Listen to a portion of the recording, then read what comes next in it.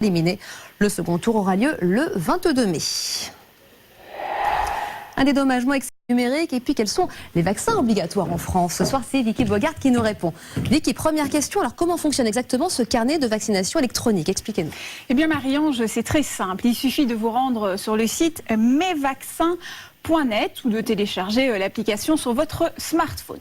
Après avoir répondu à un questionnaire sur votre âge, votre état de santé, votre métier ou encore vos éventuels voyages, eh bien vous saurez précisément contre quelle maladie vous devez être vacciné et pourquoi. Mais ce n'est pas tout Marie-Ange, un SMS ou un email vous sera même envoyé dès qu'un de vaccin est nécessaire et ce carnet de santé pourra être consulté à tout moment avec votre accord bien sûr par votre médecin, votre infirmier ou encore votre pharmacien. Encore faut-il que les vaccins soient disponibles dans le commerce. Exactement, le vaccin contre la tuberculose, le BCG, est en rupture de stock depuis plusieurs semaines. Le laboratoire public danois qui le produit n'arrive pas à répondre à la demande. Des lots de vaccins de Pologne ont donc dû être importés avec l'accord des autorités sanitaires françaises, bien sûr. Et attention, vous ne trouverez pas ces vaccins en pharmacie, mais bien dans les centres médicaux publics et les maternités. Votre médecin généraliste pourra vous orienter. Et rappelons que pas obligatoire, mais bien recommandé chez les nourrissons qui vivent notamment en Guyane, à Mayotte ou encore en Île-de-France, les zones où l'on recense le plus de cas. Alors justement, quels sont les vaccins réellement obligatoires en France?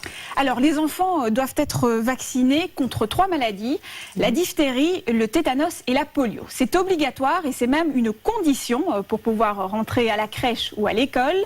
Mais là encore, l'injection qui vaccine en même temps contre la DTP, auquel on a ajouté la coqueluche, connaît des problèmes d'approvisionnement depuis plus d'1 an. En cause l'explosion de la demande mondiale. Seule l'injection comprenant en même temps la DTP et en plus 3 vaccins pas obligatoires, comme celui de l'hépatite B, est en fait disponible. Un vaccin qui n'est pas au goût de tout le monde. Alors, que risque-t-on si on refuse les vaccins obligatoires? Alors, tout d'abord, on met en danger la santé de son enfant, mais également celle des autres. C'est l'une des infractions punies par la loi, jusqu'à 6 mois de prison et 3 750 € d'amende. D'ailleurs, en janvier dernier, un couple qui refuse de faire vacciner sa fille contre la diphtérie, le tétanos et la polio a été condamné à 2 mois de prison avec sursis. Merci beaucoup Vicky pour ces explications.